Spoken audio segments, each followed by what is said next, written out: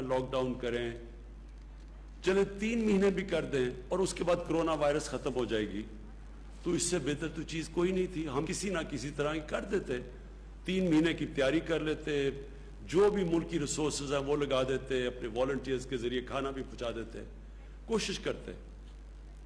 لیکن جو بھی میڈیکل ایکسپرٹس دنیا میں بیٹھے ہیں، سائنٹسٹ بیٹھے ہیں، وہ سارے ایک ہی بات کہہ رہے ہیں کہ اس سال تک تو کوئی ویکسین نہیں نظر آ رہی. یعنی اگر ہم نے اس کا علاج کرنا ہے کرونا وائرس کا، تو ابھی تک تو کوئی علاج نہیں ہے. وہ تب علاج آئے گا جب ایک ویکسین نکلے گی، وہ اس کے اوپر ریسرچ ہو رہی ہے. لیکن سب یہ کہہ رہے ہیں کہ اس سال تک تو وہ ویکسین نہیں نکلنے لگی. تو اگر اس سال تک ویکسین نہیں نکلنے لگی تو اس کا مطلب کہ کرونا وائرس کہیں جانے نہیں لگی. اگر ہم لاک ڈاؤن بھی کرتے ہیں تو اس سے کیا ہوگا؟ لاک ڈاؤن کا فائدہ یہ ہوتا ہے، کیوں لاک ڈاؤن کا، یہ بھی پھر سے میں لوگوں کو بار بار چیزیں کہتا ہوں، لاک ڈاؤن کا کیا فائدہ ہے؟ کیونکہ یہ وائرس بڑی تیزی سے پھیلتی ہے. جیسے لوگ جمع ہوتے ہیں، جب لوگ اکٹھے ہوں تو اس پہ وائرس تیزی سے پھیلتی ہے. اس لیے ہر وہ چیز کریں جدھر لوگ جمع نہ ہوں. اس لیے جو اس کی آخری چیز ہے وہ لاک ڈاؤن ہے. لوگوں کو بند کر دیں، لوگ جمع نہیں ہوں گے، وائرس کا پھیلنا رک جائے گا. لیکن کیا وائرس ختم ہو جائے گی؟ اب دیکھ لیں دنیا میں جدھر لاک ڈاؤن ہے، ووہان پروونس جدھر چائنا نے سب سے کامیاب لاک ڈاؤن کیا تھا، ادھر بھی ایک سپائک آ گئی ہے، وائرس پھر سے آ گئی ہے. ساؤتھ کوریا جس نے لاک ڈاؤن کر کے فلیٹ کرو کر دی تھی، مطلب یہ کہ کوئی نئے کیسز نہیں آ رہے تھے، وہاں ایک دم پھر سے کیسز شروع ہو گئے، ایک اور سپائک آ گئی ہے. سنگاپور میں بھی یہی ہوا. ابھی جرمنی نے تھوڑا سا جب لاک ڈاؤن زیادہ کھولا تو ادھر بھی ایک نظر آ رہا ہے سپائک. تو اس کا مطلب کہ وائرس تو ہے، جب بھی لوگوں کو آپ موقع دیں گے ملنے کا، وہ وائرس پھر سے واپس آ جائے گی. تو ہمیں اس وائرس کے ساتھ رہنا ہے. وہ کہتے ہیں کہ live with the virus. اس سال تو یہ ہم طے کر لیں کہ ہم پاکستانیوں نے باقی دنیا کی طرح بھی اس وائرس کے ساتھ گزارا کرنا ہے. اب دوسری چیز آ جائے، وہ کیسے کرنا ہے. کیا میں اب اپنی میڈیکل کمیونٹی سے بات کر رہا ہوں کہ کیا ہم یہ افورڈ کر سکتے ہیں پاکستان کے ہم لوگوں کو مسلسل لاک ڈاؤن رکھیں. آگے 2 مہینے لاک ڈاؤن ہو چکا ہے، تو کیا 1 مہینہ اور رکھتے اور پھر 1 مہینہ اور رکھتے؟ یہ کیوں نہیں ہم کر سکتے؟ یہ تو پاکستان ہے جس کے اوپر ابھی میں آنے لگا ہوں. آپ وہ ملک دیکھیں جن کے پاس بے تحاشا پیسہ ہے، اور پیسے کا بھی میں پھر موازنہ کر دوں کہ پاکستان نے مشکل سے ہم نے $8 ارب کا سٹیمولس پیکج دیا اپنے لوگوں کو جو کہ متاثر ہوئے اس لاک ڈاؤن سے، جو بزنسز ہیں. امریکہ نے $2200 ارب کا پیکج دیا ہے. جرمنی نے 1000 یوروز کا پیکج دیا ہے. جاپان نے $1000 ارب کا پیکج دیا ہے. تو اس کے مقابلے میں سوچ لیں کہ ہمارے کتنے وسائل ہیں. تو ہم کیا لاک ڈاؤن اب بزنس بند کر سکتے ہیں اتنی دیر تک؟ لیکن ایک اس سے بڑا مسئلہ ہے، اور اس سے بڑا مسئلہ یہ ہے، میں یہ ذرا اپنی میڈیکل کمیونٹی کو صرف بتانا چاہتا ہوں کیوں میں پہلے دن، میں یہ آج کہنا چاہتا ہوں کہ میں پہلے دن سے یہ کہہ رہا تھا کہ ہم وہ لاک ڈاؤن نہیں کر سکتے جو یورپ اور امریکہ میں اور یا چائنا نے کیا. ہمارا ایک مسئلہ ہے، وہاں ان ملکوں کے اندر وہ غربت نہیں ہے جو پاکستان میں ہے. اور غربت کے علاوہ جو ہمارے جو مزدور ہیں، جو ورکرز ہیں، جو کام کرنے والے لوگ ہیں، یہ میں آپ کے سامنے اب یہ اسٹیٹسٹکس دینا چاہتا ہوں. ہماری لیبر فورس سروے، یہ پاکستان کی ایک سروے لیبر کی سروے کرتی ہے. 2017 اور 2018 میں ان کی سروے کے مطابق 2.5 کروڑ وہ لوگ ہیں کام کرنے والے، محنت کش لیبرز، جو یا اپنی دن کی یا ہفتے کی تنخواہ کے اوپر ڈیپینڈ کرتے ہیں. یعنی وہ اپنے اپنے گھر والوں کا پیٹ پالنے کے لیے 2.5 کروڑ ایسے لیبر ہے، کام کرنے والے ہیں، جو کہ یا دن کی کمائی کے اوپر گزارا کرتے ہیں، اپنے گھر والوں کا پیٹ پالتے ہیں، یا اپنے ہفتے کی کمائی سے کرتے ہیں۔ یہ وہ 2.5 کروڑ لوگ ہیں جب کہ ہم نے سب کچھ بند کیا، ان کا یہ سب کچھ بند کر کے یہ گھروں میں چلے گئے۔ یہ وہ لوگ ہیں، کیونکہ جب آپ پورا لاک ڈاؤن کرتے ہیں تو یہ تو گئے، ان کے پاس تو کوئی اور ذریعہ معاش نہیں ہے۔ اب یہ اگر 2.5 کروڑ وہ مزدور ہیں، وہ کام کرنے والے ہیں، جو کہ جب لاک ڈاؤن کیا تو ان کا سب کچھ ختم ہو گیا کیونکہ کمائی ختم ہو گئی، تو اس سے 15 کروڑ لوگ متاثر ہیں آج پاکستان میں۔ اگر گھر میں آپ ایک پورے گھر میں 6 کی بھی ایوریج لگا لیں تو سارے ملک میں اس وقت جو لوگ متاثر ہیں لاک ڈاؤن سے وہ 15 کروڑ ہیں۔ تو میں اپنی میڈیکل کمیونٹی سے پوچھتا ہوں کہ مجھے یہ بتائیں کہ ہم ان کا کیا کریں، کتنی دیر تک؟ ابھی ہم نے بڑی مشکلوں سے، اور ابھی یہاں ثانیہ آپ کو بتائیں گے کہ ہم نے کتنے ابھی تک وہ کام کر چکے ہیں جو ڈیولپ ملک نہیں کر سکے، جس طرح کہ ہم نے لوگوں تک پیسہ پہنچایا ہے جو احساس پروگرام کے ذریعے، جو ہم نے 12,000 روپے پہنچائے ہیں، وہ بھی آپ کو ڈیٹیلز دیں گی، اپڈیٹ دیں گی۔ تو یہ ہم کتنی دیر کر سکتے ہیں، اور یہ کتنی دیر 12,000 روپیہ ایک خاندان کے لیے کافی رہے گا؟ تو لہٰذا ہماری یہ مجبوری ہے، یہ احساس ہوتے ہوئے کہ آپ کے اوپر کیا گزر رہی ہے، اور ہمیں ڈاکٹرز کے اوپر پریشر پڑے گا اور کیسز بڑھیں گے۔ یہ بھی میں آپ کو بھی بتاؤں گا، کیسز بڑھنے ہیں ابھی۔ یہ ہماری جو ہر روز ہم اپنی کیلکولیشنز کرتے ہیں، ہماری جو NCOC، جو ہمارا جو ایک ایسا اللہ کا مجھے بڑا فخر ہے اپنے، ہم نے ایک ادارہ سیٹ اپ کیا جو سارے ملک سے، سارے صوبوں سے کوآرڈینیٹ کرتا ہے، جو ہر روز میڈیکل رپورٹس لیتا ہے، ڈاکٹرز ہمارے بیٹھے ہوئے جو اسیسمنٹ کرتے ہیں، انالیسس کرتے ہیں کہ ملک میں کرونا کی کدھر جا رہی ہے، کدھر بڑھ رہی ہے، کس طرح بڑھ رہی ہے، باہر سے کتنی ہے، ہوم گرون پاکستان میں وائرس کتنی پھیلتی جا رہی ہے، وہ پوری اسیس کرتی ہے، پھر ملک کا جائزہ لیتے ہیں، پھر باقی سارے ملک کے چیف سیکرٹری سے، چیف منسٹر سے پوری کوآرڈینیشن کر کے ہم چل رہے ہیں، اور یہ بڑا کامیاب ادارہ ہے۔ میں اس کا بھی بتاؤں گا کہ ہماری اسیسمنٹس، ڈیلی اسیسمنٹس کیا ہیں، ہفتے کی کیا ہے، مہینے کی کیا ہے، لیکن ہمیں پتہ ہے کہ بڑھیں گی، ہمیں پتہ ہے کہ کرونا کے کیسز بڑھیں گے ابھی، لیکن ہمیں یہ بھی پتہ ہے کہ اگر ہم نے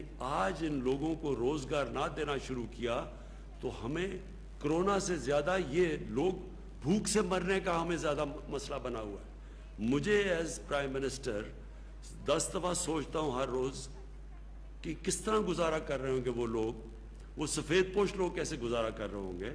تو اس لیے میں اپنی میڈیکل کمیونٹی سے یہ کہنا چاہتا ہوں کہ باقی لوگ تو اپنی شاید اکانومی کو بچا رہے ہوں، ہم تو اپنے لوگوں کو بھوک کے مرنے سے بچا رہے ہیں، ہماری مجبوری ہے کہ اب کھولیں۔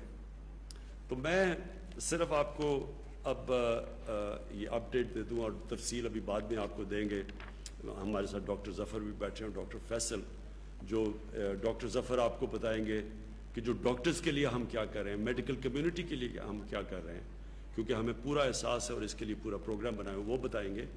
اور ڈاکٹر فیصل آپ کو بتائیں گے کہ جب ہم کانسنٹریٹ کر رہے ہیں اس کے اوپر، کرونا کے اوپر، تو باقی بھی پاکستان کے اندر بیماری ہیں، اور ان بیماریوں کا کیا ہو رہا ہے، کیونکہ ساری تو جب کانسنٹریشن ادھر لگی ہے کرونا کی طرف، تو اور بھی پاکستان کے اندر بیماریاں ہیں جن کا جو نگلیکٹ ہو رہی ہیں۔ بچوں کی امیونائزیشن کیمپینز ہیں، جو بچوں کو ٹیکے لگاتے ہیں، وہ 50% کم ہو گئی ہیں۔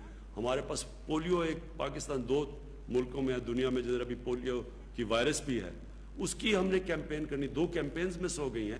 تو ایک طرف ہم کرونا کا تو دیکھ رہے ہیں، لیکن باقی ملک بھی سنبھال رہے ہیں۔ میں صرف آپ کو یہ بتا دوں کہ یہ مجھے خوشی بھی ہے کہ ہماری گورنمنٹ نے پہلے دن سے جس طرح کرونا کے اوپر ہم نے جو ہم نے اسٹیپس اٹھائے، مجھے بڑا فخر ہے اس کے اوپر کہ اللہ کا شکر ہے پاکستان میں وہ چیزیں نہیں ہوئیں جو کہ باہر کی دنیا میں آپ دیکھ رہے ہیں، جس طرح کے مسئلے مسائل ڈیولپ ملک، امیر ملکوں کے اندر آئے، مجھے اللہ کا بڑا میں شکر ادا کرتا ہوں کہ ہم نے جو بھی سٹیپس اٹھائے اس کی وجہ سے ہمارے ملک میں حالات کنٹرول میں ہیں. ہماری پروجیکشن کیا تھی؟ میں نے جب آپ سے 24 اپریل کو آپ کے سامنے آیا تو ہماری پروجیکشن یہ تھی کہ 14 مئی تک پاکستان میں جو کیسز کرونا کے کیسز جو انفیکٹڈ ہیں، جو پازیٹیو کیسز ہیں، وہ ہونے تھے 92,695 اور جو اموات ہونی تھی، جو فوتگیاں ہونی تھی اس کی وجہ سے، کرونا کی وجہ سے، وہ 1,324 ہونی تھی.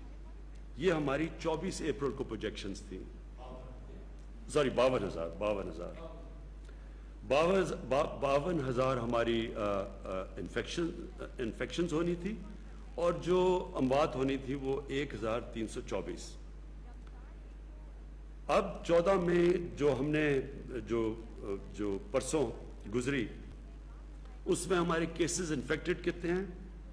35,700 اور ہماری فوتگیاں ہوئی ہیں 770. تو اللہ کا شکر ہے کہ ابھی تک جو پروجیکشنز تھیں، اور یہ دنیا کے سے موازنہ کیا جاتا ہے کہ دنیا میں جس طرح کرونا بڑھتی گئی یا جو پیک کرتی گئی اس کے مقابلے میں، تو اللہ کا شکر ہے کہ ابھی تک ہم پروجیکشن سے نیچے جا رہے ہیں اور ہمارے ابھی بھی جو ہاسپٹلز ہیں ان میں جگہ ہیں، ہمارے پاس وہ پریشر نہیں پڑا جو کہ ہاسپٹلز پہ پڑنا چاہیے.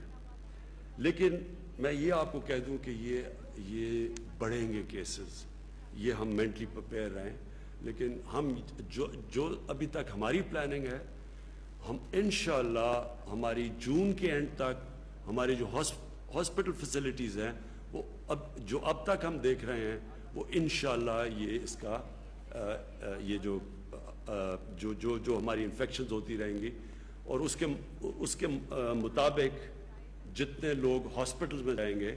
اور آپ کو پھر سے میں یاد کرا دوں کہ کرونا جو وائرس کی جو ہم ایسٹیمیٹ کرتے ہیں کہ ہر 100 مریض میں سے، ہر 100 وہ لوگوں سے جن کو انفیکشن ہوتی ہے، ان میں سے صرف 4 یا 5 کو ہاسپٹل جانے کی ضرورت پڑتی ہے. تو ڈر یہ ہوتا ہے کہ جب 50,000 سے زیادہ جب کیس بڑھتے جائیں گے تو وہ لوگ جنہوں نے ہاسپٹل جانا ان کی بھی تعداد بڑھتی جائے گی اور وہ پریشر پڑ جائے گا ہمارے ہاسپٹل کے انٹینسو کیئر کے اوپر. ہاسپٹل میں وہ جدھر وینٹیلیٹر کی ضرورت پڑتی ہے اور انٹینسو کیئر کی ضرورت پڑتی ہے. تو وہ بھی بعد میں آپ کو ڈاکٹر ظفر بتائیں گے کہ اس کے لیے ہم کیا کیا تیاریاں کر رہے ہیں، مسلسل اپنی کیپیسٹی بڑھانے کی کیا کیا کوششیں کر رہے ہیں. کیونکہ یہ جو انٹینسو کیئر ہوتا ہے، جس کا ایک بسترہ جو انٹینسو کیئر کا ہوتا ہے، اس کے اوپر ایک کافی اسپیشلائز ٹریننگ کی ضرورت ہوتی ہے. ہر کوئی نرس جا کے وہ انٹینسو کیئر میں وہ ٹریٹمنٹ نہیں دے سکتا جو کہ صرف اسپیشلسٹ دینے ہوتے ہیں. تو اس کے لیے وہ آپ کو بتائیں گے وہ کیا کیا قدم اٹھا رہے ہیں. اب آ گئی بات کہ ہم نے اب ملک میں کیا کیا چیزیں کھولی. حماد اظہر بیٹھے ہوئے وہ ابھی آپ کو بتائیں گے کہ ہم کیسے کاروبار کے مختلف چیزیں اب کھولتے جا رہے ہیں SOPs کے ساتھ. اور وہ جو SOPs ہے، یہ میں پھر سے آپ کو کہہ دوں، SOPs کا مطلب یہ ہے کہ جو بھی کاروبار کھولے گا ان کے جو مالک ہوتا ہے اس کے اوپر ہم ذمہ داری دے دیں گے کہ آپ نے یہ قدم اٹھانے ہیں، یہ شرائط ہیں جس کے اوپر چل کے آپ نے اپنی فیکٹری کھولنی ہے یا آپ نے اپنی دکان کھولنی ہے، تو آپ کو یہ قدم اٹھانے پڑیں گے. میں آپ سب سے پھر سے اپیل کرتا ہوں، یہ بہت ضروری ہے آپ کو ان SOPs کے اوپر چلنا. ساری قوم کو میں کہتا ہوں، وہ اس لیے کہ دیکھیں اگر اب یہ جو ہم آہستہ آہستہ یہ جو لاک ڈاؤن اٹھا رہے ہیں، اگر ایک دم اس سے زیادہ بڑھتے ہیں کیسز، تو ہو سکتا ہے جن ایریاز میں کیسز بڑھتے ہیں ہمیں پھر سے ان کو لاک ڈاؤن کرنا پڑے. اگر ہم نے مثلا دیکھا کہ کہیں فیکٹری کے اندر کیسز بڑھ گئے ایک دم، تو فیکٹری کو بند کرنا پڑے گا. تو آپ سب کو جو مالک ہیں فیکٹری کے، آپ کو نقصان ہوگا، آپ کے لیبر کو نقصان ہوگا. اسی طرح اگر ہم اب دکانیں کھول رہے ہیں تو میں سارے دکانداروں کو کہوں گا کہ اس کے اوپر جو SOPs ہیں ان کے اوپر پلیز عمل کریں. اپنے اوپر ڈسپلن کریں, ذمہ داری لیں, کیونکہ آپ جو ذمہ داری لیں گے وہ موقع دیں گے ہم سب کو کہ اس ملک کو آہستہ آہستہ کھولنے کا, تاکہ کاروبار شروع ہو, تاکہ لوگوں کو روزگار ملے.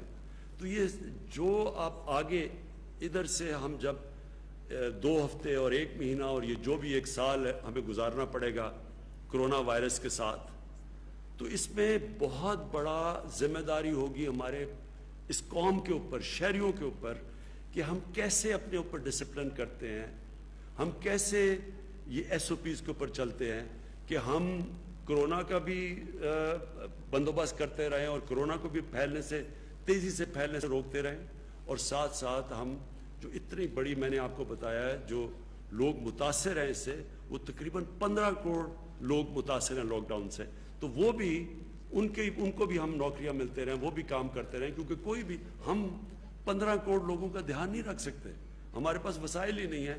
وہ صرف تب ہوگا جب ان کو نوکریاں ملیں گی, اور وہ نوکریاں ملیں گی, کاروبار چلے گا. تو کاروبار جب ہم کھول رہے ہیں تو میں پھر سے بار بار آپ سے اپیل کرتا رہوں گا کہ آپ نے بڑی احتیاط کرنی ہے. ادھر میں جو ہمارے جو 10 لاکھ سے زیادہ ٹائیگر فورس بنی ہے, میں آپ سب ٹائیگر فورس کو, آپ کی سب سے بڑی ذمہ داری ہے, آپ کی اور بھی ذمہ داریاں ہیں, لیکن ایک سب بڑی ذمہ داری یہ ہے کہ پبلک کے اندر یہ ایک پوری کیمپین کریں, آگاہ کریں پبلک کو.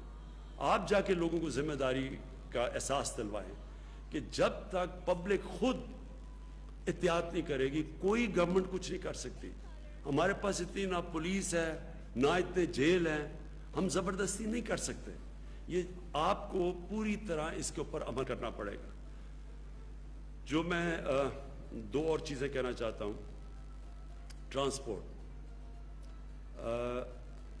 ابھی تک ہمارے کئی صوبوں کے اندر یہ خدشہ آیا کہ اگر ٹرانسپورٹ کھولیں گے ڈسٹرکٹ میں, انٹر ڈسٹرکٹ کی ٹرانسپورٹ کھولیں گے تو وائرس زیادہ تیزی سے پھیل جائے گی. میں پھر سے, کیونکہ ہم سارے کنسنسس سے فیصلے کرتے ہیں, ہماری NCOC ہر روز ملتی ہے, اور پھر NCCs میں جدھر سارے وزیر اعلیٰ اور چیف سیکرٹریز ہوتے ہیں, ہم سب بیٹھ کے سارے فیصلے کنسنسس سے ہوتے ہیں.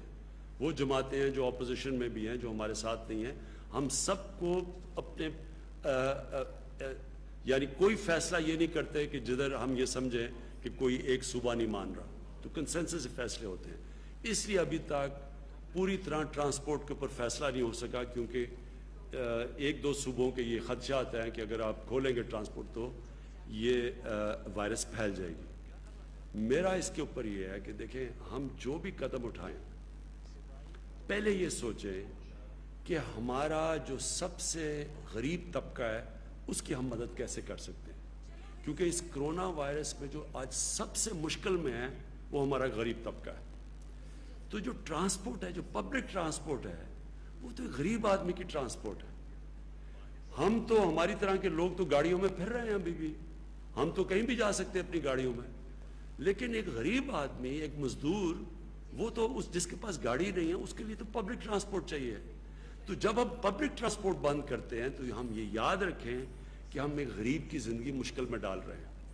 کئی دفعہ اس کو ٹرانسپورٹ چاہیے ہوتی ہے کام کرنے کے لیے, دیہاتوں کے لیے اس کو کہیں جانا ہوتا ہے, کہیں مزدوری کرنی ہوتی ہے, کہیں وہ فیکٹریوں پہ جا رہا ہوتا ہے, اب اور کنسٹرکشن سائٹ پہ جا رہا ہوتا ہے. تو جب ہم ٹرانسپورٹ بند کرتے ہیں سمجھ جائیے کہ ہم سب سے زیادہ نقصان اپنے غریب آدمی کو پہنچا رہے ہیں. اس لیے میں پھر سے سب سے ریکویسٹ کرتا ہوں کہ پبلک ٹرانسپورٹ کھول دیں.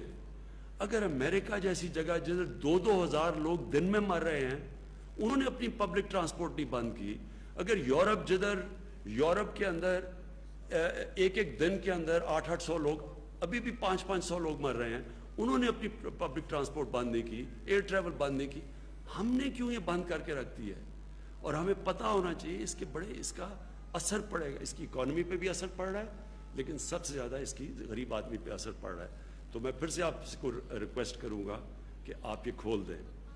میں آخر میں جو پہلے اپنی, پھر میں چاہوں گا کہ میری ٹیم آپ سے بات کر لے.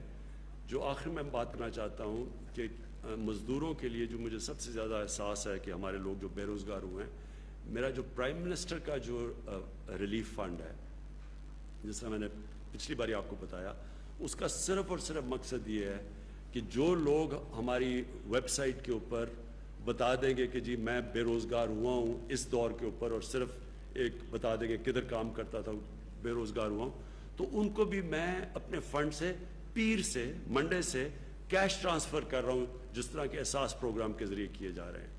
تو میری پیر سے جو ہماری اب تک آ چکے ہیں، ہمیں ان لوگوں کے ثبوت آ چکے ہیں، ہم نے ویریفائی کیے ہیں، ہمارے پاس ڈیٹا ہے نادرا کا، ہم چیک کرتے ہیں، وہ چیک کر کے جو کوالیفائی کر چکے ہیں ان کو منڈے سے پیسہ ملنا شروع ہو جائے گا جو پرائم منسٹر ریلیف فنڈ سے۔ اور میرا جو سارا فنڈ ہے وہ صرف اور صرف ان بے روزگاروں کے لیے پیسہ دیتا رہے گا جب تک انشاءاللہ 1 مہینے تک۔ ہماری امید یہ ہے کہ جس طرح ہم چلتے جائیں گے، اور انشاءاللہ اگر ہمارے کیسز زیادہ تیزی سے نہ بڑھے تو انشاءاللہ ہم اپنے کاروبار کھولتے جائیں گے اور لوگوں کو روزگار ملتا جائے گا۔ خاص طور پہ کنسٹرکشن میں ہم نے کنسٹرکشن کی انڈسٹری کو خاص طور پہ کوشش کی ہے ہر قسم کا انسینٹو دیں تاکہ کنسٹرکشن شروع ہو، اور اس کا مقصد یہ ہے کہ زیادہ سے زیادہ